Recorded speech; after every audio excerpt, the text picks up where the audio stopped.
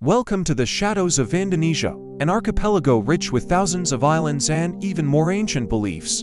Here, the line between the physical and spiritual worlds often blurs. In this land of vibrant culture and deep history, a darker tradition persists, known as ilmu hitam, or black magic. One of its most feared forms, santet, a powerful curse whispered about in hushed tones, capable of inflicting illness, misfortune, or even death from afar. Today, we're journeying into the heart of this mystical practice, exploring its ancient roots, its explosive role in modern history, and how these beliefs continue to shape Indonesian society in ways you might never imagine. The story of santet is as old as the islands themselves. Its origins are a complex tapestry woven from pre-Hindu animist beliefs, where spirits and nature hold immense power, blended with elements of Islamic mysticism that arrived later. Before organized religion dominated the region, local communities revered the power of nature and the spirit world. Shamans, or dukun, were respected figures who could communicate with these forces, healing the sick and protecting the village. But this power had a dark side. A dukun could also use their knowledge to curse enemies, giving birth to practices like santet. As empires rose and fell, santet evolved. During the Great Sriwijaya Kingdom, a maritime empire that controlled much of Southeast Asia from the 7th to the 13th century, mystical powers were often seen as a legitimate tool of statecraft. Rulers were believed to possess divine energy, and court sorcerers were employed not just for protection, but also to weaken rival kingdoms. Legends tell of battles won not by swords, but by curses sent across the sea. Santet became intertwined with power, politics, and social control. It was a weapon for the powerful and a source of fear for the common person, a belief system that explained everything from a failed harvest to a sudden illness. This deep-rooted cultural acceptance set the stage for one of the most terrifying chapters in modern Indonesian history. The year is 1998. Indonesia is in turmoil.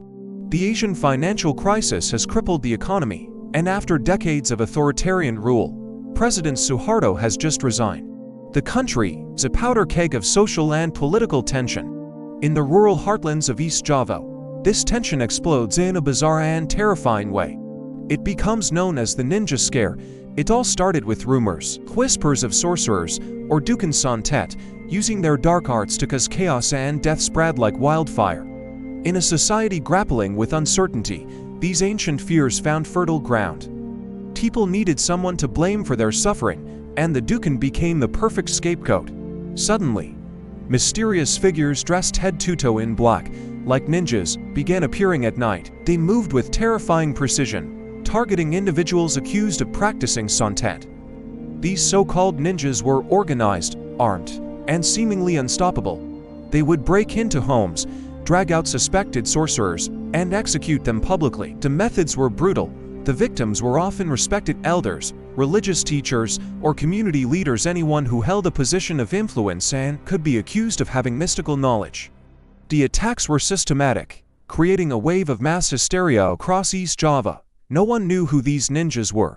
Some believed they were military operatives sent to eliminate political dissidents under the cover of a witch hunt. Others thought they were religious extremists cleansing society of Islamic practices. The violence didn't stop with the ninjas.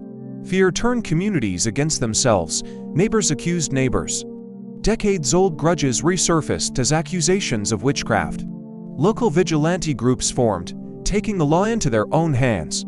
If someone was suspected of being a dukun santet, they could be hunted down and killed by their own community. The official death toll is estimated to be over 200, but many believe the real number is far higher. The ninja scare was a horrifying collision of modern political instability and ancient mystical beliefs.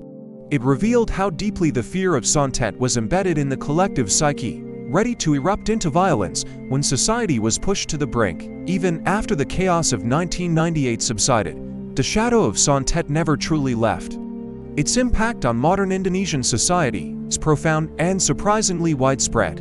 In the world of business, for example, it is not uncommon for entrepreneurs to seek spiritual protection for their new ventures or to blame a competitor's success on the use of dark magic. If a restaurant suddenly loses all its customers, the owner might suspect a rival has placed a curse on the establishment. They might then hire their own dukun to perform a cleansing ritual or to launch a spiritual counterattack.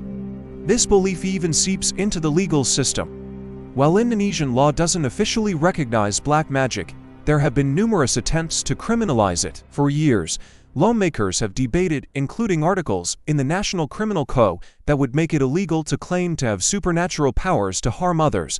The debate is fierce. Supporters argue it is necessary to stop fraudulent dukkhan and to prevent the kind of vigilante violence seen in 1998. Opponents, however, claim it's impossible to prove. How can you present evidence of a curse in a court of law? This ongoing legal struggle shows just how seriously these beliefs are taken at the highest levels of society. From rural villages to the bustling streets of Jakarta, the belief in ilmu hitam dan santet endures. It's a testament to the power of tradition in a rapidly modernizing world. For many Indonesians, the spiritual realm is not a relic of the past. It is a living, breathing reality that coexists with smartphones and skyscrapers. It offers explanations for the unexplainable and a sense of control in an uncertain world. The story of Santet is a powerful reminder that to truly understand a culture, you must look beyond what you can see and listen to the whispers from the world of shadows.